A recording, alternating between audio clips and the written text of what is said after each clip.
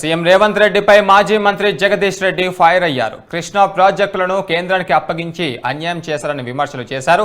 కాంగ్రెస్ ప్రభుత్వాన్ని ప్రజలు తరిమి కొడతారని చెప్పారు. తమ వైఫల్యాల గురించి తప్పించుకునేందుకు సీఎం రేవంత్ రెడ్డి కేసీఆర్పై ఎదురుదాడి చేశారని వెల్లడించారు. కేంద్ర ప్రభుత్వంతో సీఎం రేవంత్ లాలూచి పడి ప్రాజెక్టులను అప్పగించారని వెల్లడించారు. కేసీఆర్ మాట్లాడక ముందే కాంగ్రెస్ నేతలు ఉలిక్కి పడుతున్నారని జగదీష్ రెడ్డి ఫైర్ అయ్యారు. సీఎం రేవంత్ రెడ్డి, ఇరిగేషన్ శాఖ మంత్రి ఉత్తమ్ కుమార్ రెడ్డి తప్పించుకునే ప్రయత్నం చేస్తూ ఉన్నారు. గుమ్మడికాయ దొంగలంటే భుజాలు తడుకున్న పద్ధతుల్లో కేసీఆర్ పైన దాడి చేసి తప్పించుకోవచ్చని ఒక గుట్ల ప్రయత్నం చేస్తూ ఉన్నారు. కేసీఆర్ గారు ఇంకేం మాట్లాడలేదు, దానిపైన బయటికి రాలేదు.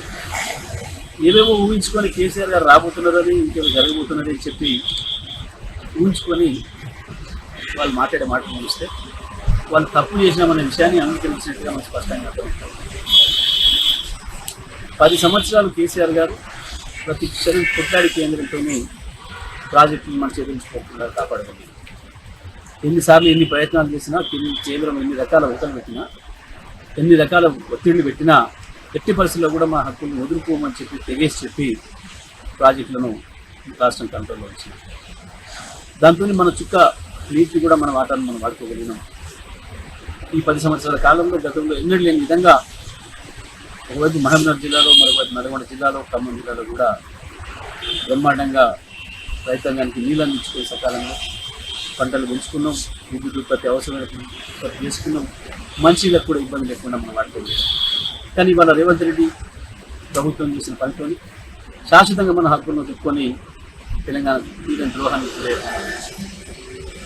చేసే తప్పు నుంచి బయటపడడం కొరకు, తప్పించుకోవడం కొరకు అసంబద్ధమైన ఆరోపణలు చేస్తూ కేసీఆర్ గారి పైన, హరీష్ రావు గారి పైన, కేటీఆర్ పైన, ఇతర పైన ఆరోపించేవాళ్ళు. ఇది కాదు, నువ్వు ఇది చేసి తప్పించుకోలేవు. ప్రజల నుంచి సమాధానం చెప్పి తీరాలి. ఎందుకు జరిగింది ఇది, ఎందుకు సమీక్ష చేయలేదు? కేంద్ర ప్రభుత్వం పెట్టిన సమావేశానికి మన అధికారులు పోతున్నప్పుడు ముఖ్యమంత్రి సమీక్ష లేదు, ఇరిగేషన్ శాఖ మంత్రి సమీక్ష లేదు. అధికారులు వెళ్ళి చాలా ఆయాచితంగా అప్పచెప్పి రావటం, ఇవాళ వచ్చిన తర్వాత తలా ఒక మాట మాట్లాడి తప్పించుకునే ప్రయత్నం లేదు. ఇది మామూలుగా జరగలేదు. రేవంత్ రెడ్డి కేంద్రంతో ఏదో లోపాయకారి ఒప్పందం చేసుకునే ఇంకెక్కడో లబ్ధి పొందడం కొరకే ఇవాళ రాష్ట్ర ప్రయోజనాలని, తెలంగాణ రైతాంగ ప్రయోజనాలని తీసుకుపోయి తాకట్టు పెట్టింది ఢిల్లీకి. ఇక దీంట్లో నుంచి తప్పించుకుందాం అనుకుంటే సాధ్యం కాదు. తప్పకుండా అన్ని వేదికలపైన, అది అసెంబ్లీ కావచ్చు, పార్లమెంట్ కావచ్చు, ఇక్కడ కావచ్చు, అన్ని వేదికలపైన నేను ఎండగడతాం. తెలంగాణ ప్రజలు తప్ప. జగదీష్ రెడ్డి చేసిన కామెంట్స్ పై మరింత సమాచారం మా ప్రతినిధి వెంకటరెడ్డి అందిస్తారు. వెంకటరెడ్డి చెప్పండి, దీనిపైన పూర్తి అప్డేట్స్ ఏంటి? గురు, ఇక నల్గొండ జిల్లాలో అతి ప్రతిష్టాత్మకంగా నిర్మించినటువంటి నాగార్జున సాగర్ ప్రాజెక్టుకు సంబంధించి ఇటు ఆంధ్రప్రదేశ్, అదేవిధంగా తెలంగాణ 2 రాష్ట్రాల్లో కూడా అన్నపూర్ణగా పేరొందిన ఈ ప్రాజెక్టుకు సంబంధించిన మెయింటెనెన్స్ విషయంలో ఇటు ఆంధ్రప్రదేశ్, తెలంగాణ మధ్య గత 3 నెలల నుంచి కూడా వాటర్ వార్ అయితే నడుస్తూ వస్తుంది. దీంట్లో భాగంగానే ఇటు కేంద్రం జోక్యం చేసుకోవడమే కాకుండా కృష్ణా రివర్ మేనేజ్మెంట్ బోర్డుకు బాధ్యతలు ఒప్పజెప్పాలంటూ కూడా ఇరు రాష్ట్రాల నుంచి, అంటే ఆంధ్రప్రదేశ్ సంబంధించి శ్రీశైలం బాధ్యత, అదేవిధంగా నాగార్జున సాగర్ సంబంధించి తెలంగాణ బాధ్యతల నుంచి కూడా మొత్తం కేంద్రం తన వైపుకు అధికారాలు తీసుకుంటూ కూడా నీటి పంపకాలకు సంబంధించి దిశానిర్దేశం చేస్తూ 2 రాష్ట్రాలకు సమాన కేటాయించిన, జనాభా ప్రాతిపదికన కేటాయించినటువంటి నీటి వాటాలను అందజేసేందుకు ఓవైపుకు సిద్ధమైనప్పటికీ కూడా ప్రస్తుతం నాగార్జున సాగర్ డ్యామ్ లో, అదేవిధంగా శ్రీశైలం డ్యామ్ లో కృష్ణా పరివాహక ప్రాంతంలో ఎక్కడ కూడా నీరు లేకపోవడంతో కూడా నీటి సమస్య జటిలమైంది. దీంట్లో భాగంగా ప్రస్తుతం ఇటు 9 సంవత్సరాల నుంచి కూడా ఇటు కేఆర్ఎంబి పరిధిలో ఉన్నటువంటి ప్రాజెక్టుల నిర్వహణకు సంబంధించి తెలంగాణ ప్రభుత్వానికి విధులు కేటాయిస్తూ కూడా తీసుకోవాల్సిన నిర్ణయంపై పెండింగ్ పడుతూ వస్తుంది.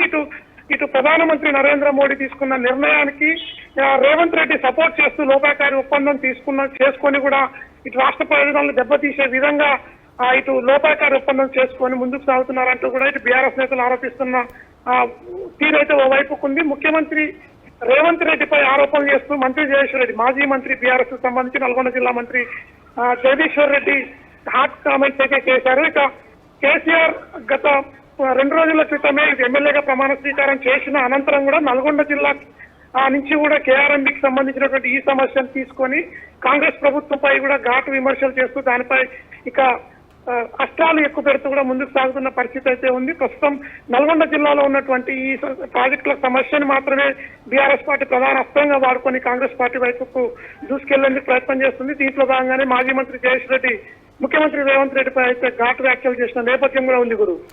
అయితే వెంకరెడ్డి ఈ రోజు జరిగిన ప్రెస్ మీట్ లో మాత్రము రేవంత్ రెడ్డి పక్కా ఆధారాలతో కామెంట్స్ చేశారు, కానీ ఇటు చూస్తే జగదీష్ రెడ్డి మళ్ళీ కామెంట్ చేశారు కదా. ఇటు జగదీష్ రెడ్డి కామెంట్స్ పైన రేవంత్ రెడ్డి ఎలా కౌంటర్ చేయబోతున్నారు? ఇక రేవంత్ రెడ్డి మాటలపై అయితే మాజీ మంత్రి జగదీశ్వర్ రెడ్డి ఖచ్చితంగా ప్రధానమంత్రి నరేంద్ర మోడీతో తెలంగాణ రాష్ట్ర ముఖ్యమంత్రి రేవంత్ రెడ్డి లోపాకార ఒప్పందం కుదుర్చుకోవడమే కాకుండా ఇటు నీటిపారుదల శాఖకు సంబంధించిన మంత్రులు కానీ ముఖ్యమంత్రి హోదాలో రేవంత్ రెడ్డి కానీ ఎవరు సమీక్షలు నిర్వహించకుండా అధికారులను మాత్రమే మీటింగ్లకు హాజరయ్యే విధంగా చర్యలు చేపడుతూ ఇటు తెలంగాణ రాష్ట్ర నీటి ప్రయోజనాలని దుర్వినియోగం చేసే విధంగా ఇటు అంతర్గతంగా కూడా ఒప్పందం కుదుర్చుకొని ఇటు నీటి ఒప్పందాలు అదేవిధంగా ఏపీ తెలంగాణకు సంబంధించిన హక్కులను కాలరాసే విధంగా కూడా చర్యలు ఉన్నాయంటూ ముఖ్యమంత్రి రేవంత్ రెడ్డిపై అయితే ఇటు ఘాటు వ్యాఖ్యలు చేసిన నేపథ్యం ఉంది. దీనికి సంబంధించి ప్రధాన రాజకీయ పార్టీలైనటువంటి కాంగ్రెస్ అదేవిధంగా బీఆర్ఎస్ పార్టీలు రెండు కూడా టార్గెట్ చేసుకుంటూ ముందుకు సాగుతున్న పరిస్థితి అయితే ఉంది. మొత్తంగా ఇటు నాగార్జున సాగర్ లో నీటి కేటాయింపులకు సంబంధించి 21 లక్షల ఎకరాలకు ఇటు సాగు అదేవిధంగా జంట నగరాలతో పాటు వేల గ్రామాలకు సాగునీరు అందించినటువంటి బౌలార్ధ సాధక ప్రాజెక్టు మెయింటెనెన్స్ విషయంలో ఎన్ఎస్పీకి సంబంధించినటువంటి మెయింటెనెన్స్ విషయం కావచ్చు, అటు శ్రీశైలం ప్రాజెక్టుకు సంబంధించి మెయింటెనెన్స్ విషయంలో రెండు రాష్ట్ర ప్రభుత్వాలు కూడా పూర్తి స్థాయిలో అయితే చర్చించుకున్న అనంతరం కూడా ఎవరికి కేటాయించిన విధులు వారు నిర్వర్తించే విధంగా నీటి పంపకాలు జరిపే విధంగా చర్యలు తీసుకోవాలంటూ కూడా గత ఇటు 9 సంవత్సరాల నుంచి కూడా అంటే తెలంగాణ రాష్ట్ర ప్రభుత్వం ఏర్పడినప్పటి నుంచి కూడా ఈ సమస్య అయితే కొలిక్కి రాలేదు. దీనికి సంబంధించి కేంద్ర పరిధిలోకి అంశం వెళ్లడంతో ఇప్పుడు మరొకసారి చర్చనీయాంశంగా బీఆర్ఎస్ పార్టీ దీన్ని లేవనెత్తింది. Thank you Venkatareddy.